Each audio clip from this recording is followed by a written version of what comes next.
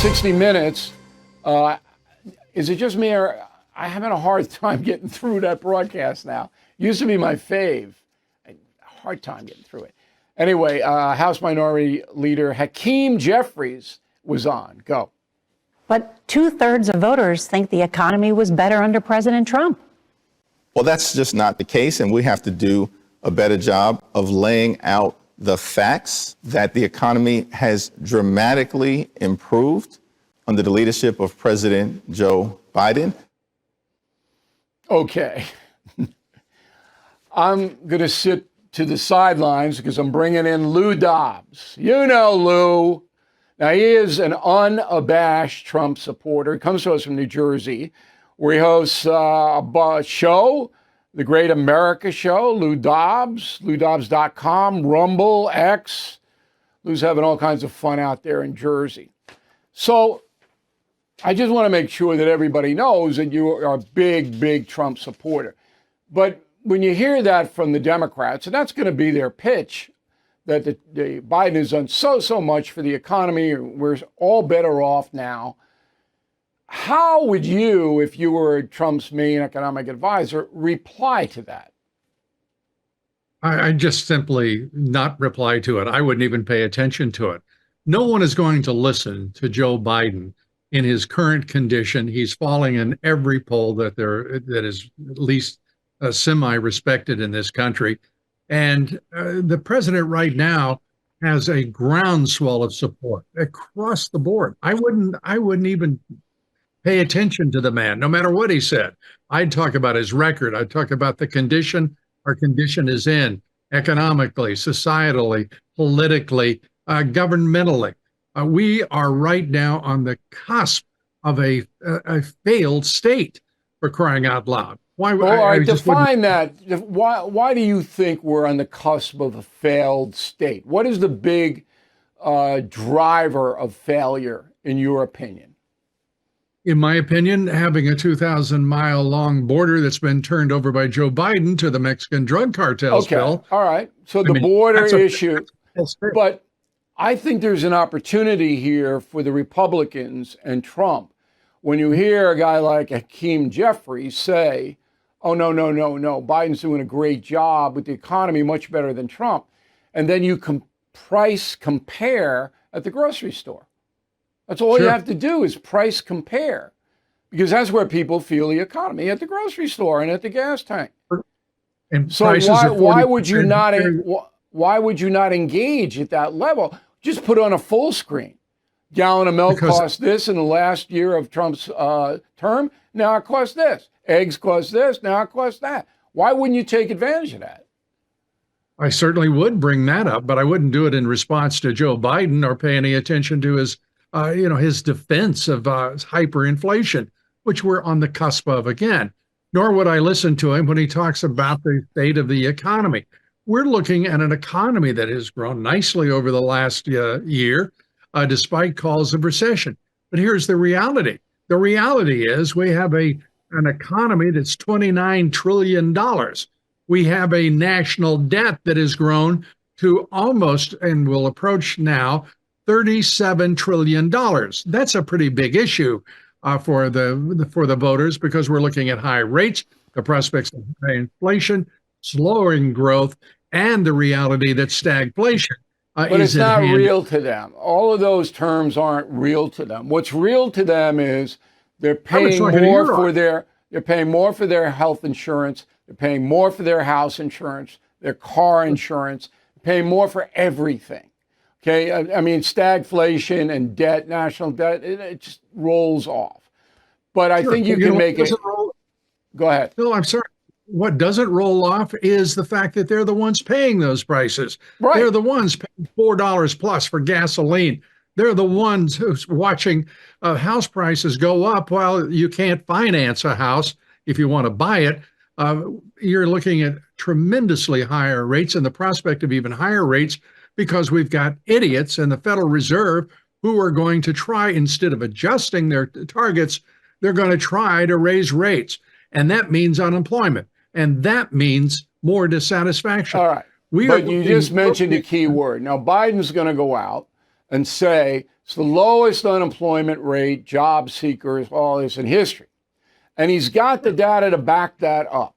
So it's what, 3 point something percent. You want to work in America, you can work. So how do you reply to that?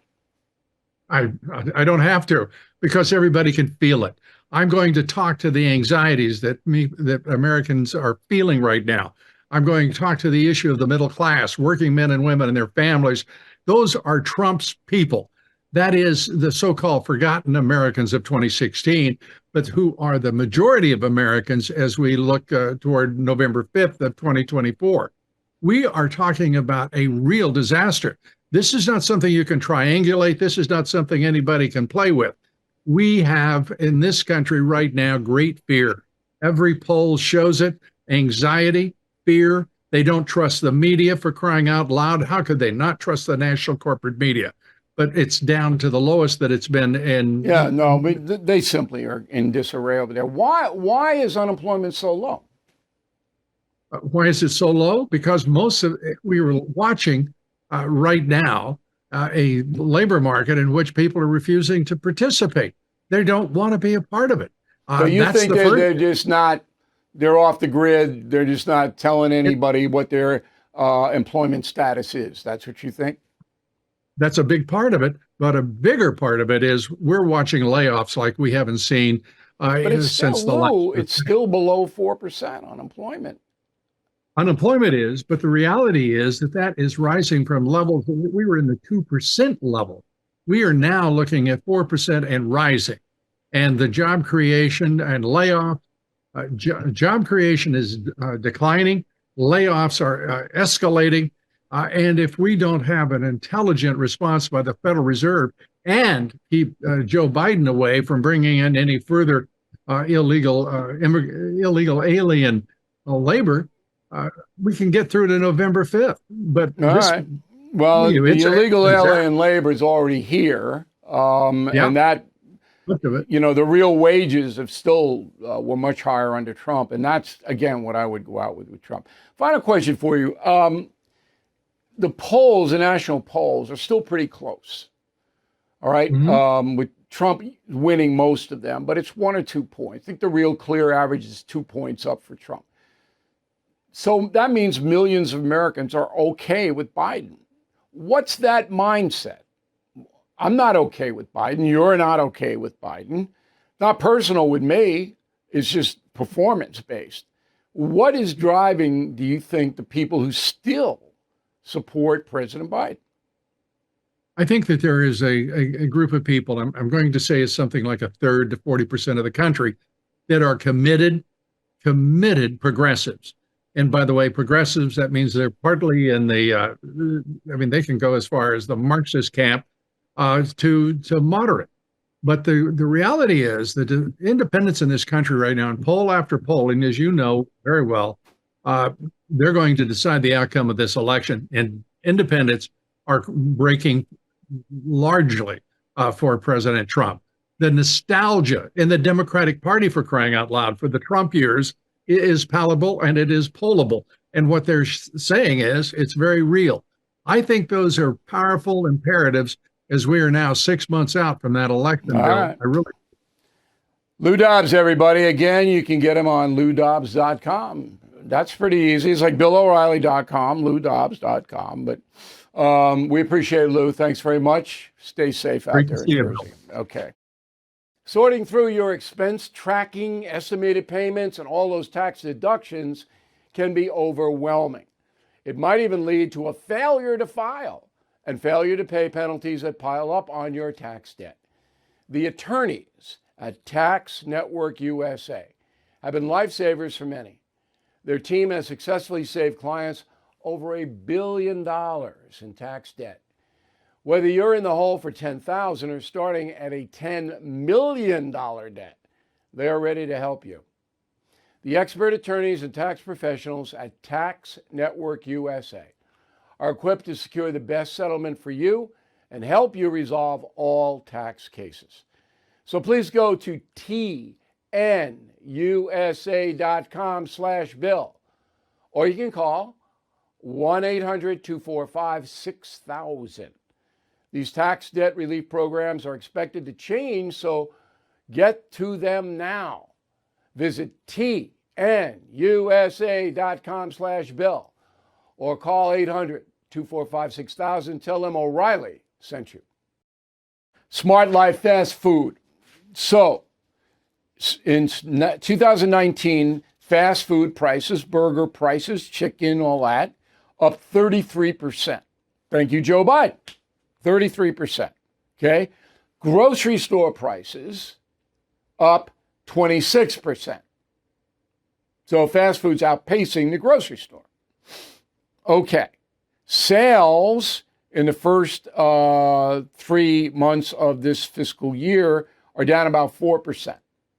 The people are going, you know what? The Big Mac's not worth it, or whatever it may be. And this, I'm putting this in Smart Life because this is a good thing. Because that food will kill you. It will absolutely kill you if you eat a steady diet of that garbage. I'm sorry. It's loaded with sugar and salt. And if you're eating it 2-3 times a week, you're going to die early and you're going to die painful. Now, there should be warning signs all over the place about this, but there aren't. And poor people, they think they can get a Happy Meal, all right, for less than they could, get a decent meal. And so they go in. That's why I'm putting this in Smart Life. I'm happy that the prices are up in these fast food joints. Now, full disclosure, I never go to the mainstream fast food places. I will go to Chick-fil-A. I will go there, occasionally. But that's about it. I'm not going to the others. It's just awful. And if you haven't eaten it in a while and then you go and eat it, your stomach will, it'll tell you. Trust me on that. By now you have heard me talk about Delta Rescue. They are a fantastic organization that helps rescue animals from the wilderness. I'm a dog lover, so is Leo Grillo, the founder of Delta Rescue.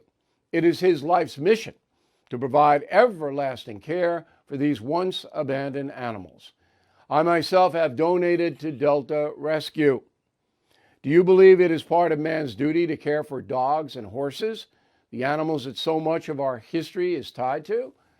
If so, please consider making a donation or consult your advisor about leaving a gift in your will or trust.